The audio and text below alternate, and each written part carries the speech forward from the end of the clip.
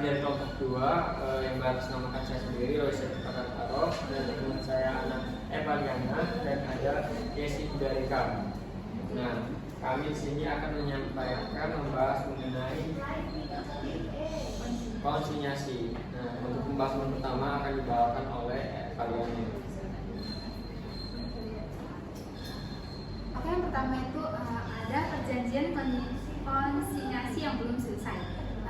Pada perjanjian ini, adapun barang yang belum seluruhnya terjual, penting untuk mengalokasikan biaya yang terkait dengan produk konsinyasi yang masih ada di tangan penerima atau konsinyasi. Biaya-biaya ini seperti ada biaya pengiriman, biaya pengepakan, biaya asuransi, dan biaya angkut, yang dikenal juga sebagai inventoriable cost dan perlu dialokasikan ke seluruh produk konsinyasi untuk menghasilkan HPP yang seragam. Jika biaya ini dicatat sebagai biaya penjualan konsinyasi yang ditangguhkan pembebanannya, maka pembebanan biaya akan dilakukan saat barang benar-benar terjual. Pendekatan ini membantu menjaga agar HPP konsinyasi tetap seragam dan laporan laba rugi hanya mencatat biaya saat barang terjual. Untuk contoh kasusnya di sini kami memakai seperti misalkan pada perusahaan mengirimkan 100 unit barang kepada konsinyasi dengan inventoriable cost sebagai berikut. Ada biaya pengiriman dan pengepakannya sebesar 500, ada asuransinya sebesar 100, biaya angkutnya 200.000 dan total biayanya adalah 800.000. Jika perusahaan memilih untuk menangguhkan pembebanan biaya ini, berikut adalah langkah pencatatannya. Seperti yang pertama, ada mencatat biaya penjualan konsinyasi yang ditangguhkan. Biaya penjualan konsinyasi yang ditangguhkan sebesar 800.000, kas atau utang bank sebesar 800.000. Untuk yang kedua, ada mengalokasikan biaya ke barang yang terjual. Misal pada akhir periode 40 unit barang terjual, maka biaya yang ditangguhkan sebesar 800.000 dan perlu dialokasikan ke barang yang terjual. Seperti perhitungan alokasi biaya per unitnya, ada biaya per unit, total biaya inventoriable, dan total barang konsinyasi.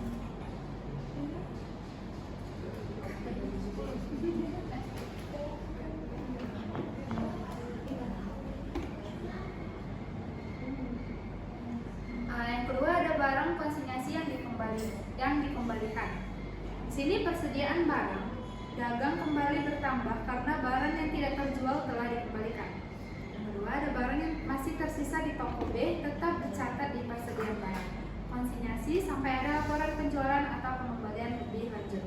Untuk contoh kasusnya sini ada perusahaan mengirim konsinyur yang mengirimkan barang kepada toko B sebagai penerima konsinyasi.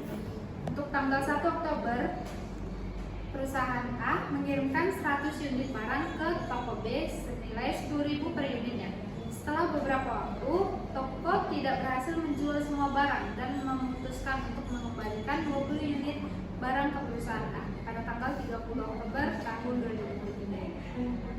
Pada saat pengiriman barang, pencatatan jurnalnya adapun sebagai berikut: persediaan barang konsinyasi di debit, untuk persediaan barang dagangnya ada di kredit. Di sini keterangannya persediaan barang konsinyasi meningkat sesuai dengan jumlah barang yang dikirim ke toko B.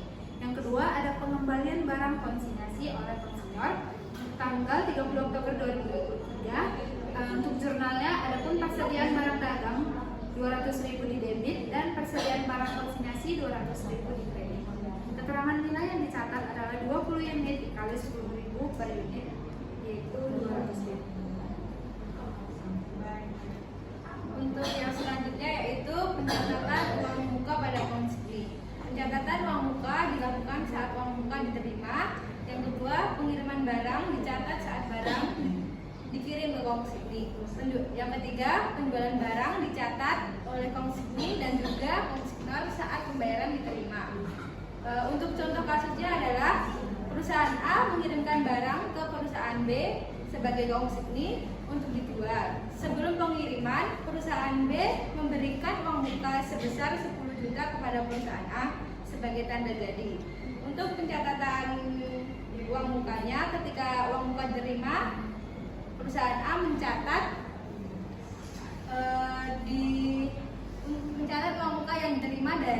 perusahaan B.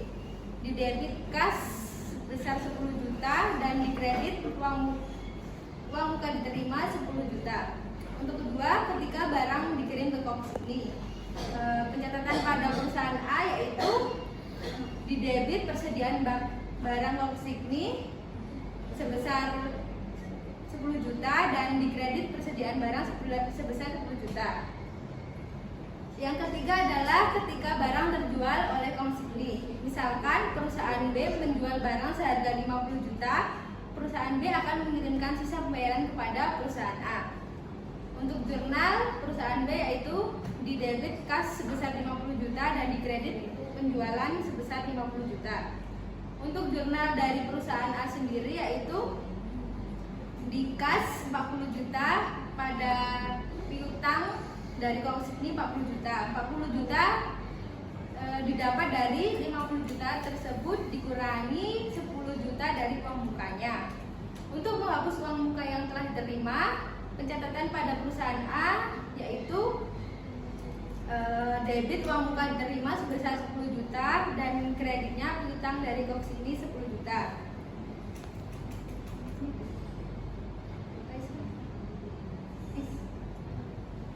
Oke, berikutnya penyajian laba rugi penjualan konsinyasi. Nah, untuk contoh kasusnya sendiri, berikut adalah contoh kasus yang menggabungkan hasil penjualan HPP dan biaya penjualan untuk transaksi konsinyasi dan penjualan reguler. Nah, perusahaan X memiliki dua jenis penjualan reguler dan penjualan konsinyasi. Yang di sini penjualan regulernya itu yang pertama ada penjualan senilai 100 juta dan HPP-nya itu 60 juta. Kemudian biaya penjualan senilai 5 juta. Lalu untuk penjualan konsinyasi itu ada penjualan 50 juta, kemudian HPP-nya 30 juta. Lalu untuk biaya penjualannya sendiri itu 3 juta. Nah, untuk sistem pencatatan dan penyajiannya, yang pertama itu ada pencatatan transaksi. Nah, untuk penjualan reguler itu ada di debit itu ada kas senilai 100 juta dan untuk kreditnya sendiri itu ada penjualan reguler 100 juta. Kemudian untuk HPP itu ada 60 juta di debit, kemudian untuk di kreditnya persediaan 60 juta. Kemudian untuk biaya penjualannya sendiri itu 5 juta di debit, untuk kas 5 juta di kredit. Nah, kemudian untuk bagian penjualan konsinyasi itu yang di debit itu ada kas nilai 50 juta, kemudian penjualan konsinyasi 50 juta. Lalu untuk HPP di debit ada 30 juta, untuk di kredit persediaan ada 30 juta. Lalu untuk bagian biaya penjualan senilai 3 juta di debit, lalu kasnya di kredit itu 3 juta. Kemudian yang kedua ada contoh lagi untuk penyajian laporan laba rugi. Untuk laporan laba rugi di situ ada pendapatan penjualan yang dimana penjualan reguler senilai 100 juta. Lalu untuk penjualan konsinyasi sendiri itu ada 50 juta. Untuk total pendapatan senilai 150 juta dengan HPP penjualan reguler 60 juta, lalu HPP penjualan konsinyasi 30 juta, total HPP 90 juta. Laba kotor senilai 60 juta dari 150 juta kurang 90 juta. Untuk biaya penjualan reguler ada senilai 5 juta, biaya penjualan konsinyasi 3 juta, lalu total biaya penjualan senilai 8 juta. Nah, untuk laba rugi sebelum pajak itu senilai 52 juta dari 60 juta dikurang 8 juta.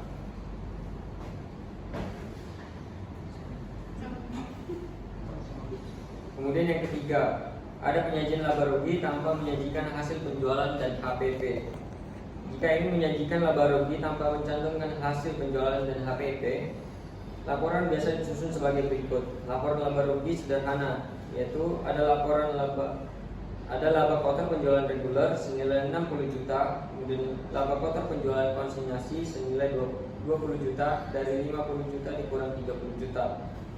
Nah, untuk total laba kotornya sendiri itu ada 80 juta, biaya penjualan 8 juta dengan laba atau rugi sebelum pajak senilai 72 juta. Untuk kesimpulan, pencatatan dilakukan terpisah untuk penjualan reguler dan konsinyasi. Kemudian laporan dapat disajikan secara terpisah atau digabungkan tergantung kebijakan perusahaan. Kemudian laba rugi dapat ditampilkan tanpa menyajikan hasil penjualan dan HPP secara terperinci. Oke, sekian presentasi dari kelompok kami. Kami ucapkan terima kasih. Selamat sore semuanya.